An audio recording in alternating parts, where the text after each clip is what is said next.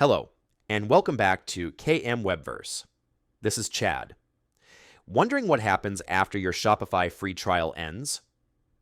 In this video, we explain what changes, what you can still access, and how to avoid losing your store. If you're starting your first online business with Shopify, this is important to know. If you're using Shopify's free trial and wondering what happens when it ends, here's what you need to know. Shopify usually gives a 3-day free trial, and sometimes even 14 days during special offers. During this trial, you can build your store, add products, customize your theme, and test everything. But your store isn't public unless you choose a paid plan. Now here's the big question. What happens when the free trial ends? Once your trial is over, your store gets frozen. That means you can't access the storefront. Customers won't be able to visit your site. You also can't add or edit products.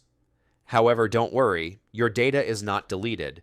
Your store stays saved in the background. All your products, designs, pages, and settings are safe. You can unlock everything by choosing a paid plan. Shopify will ask you to select one of the pricing plans, Basic, Shopify, or Advanced, and enter payment details.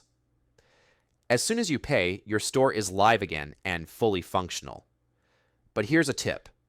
If you're not ready to pay, just leave it. Shopify won't charge you unless you pick a plan. No hidden charges or surprise bills.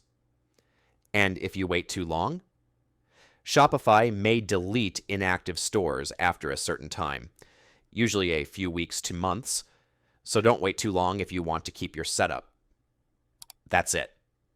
Your free trial ending doesn't mean you lost your work. It just means it's time to decide. Thanks for watching. Like and subscribe for more Shopify tips made easy.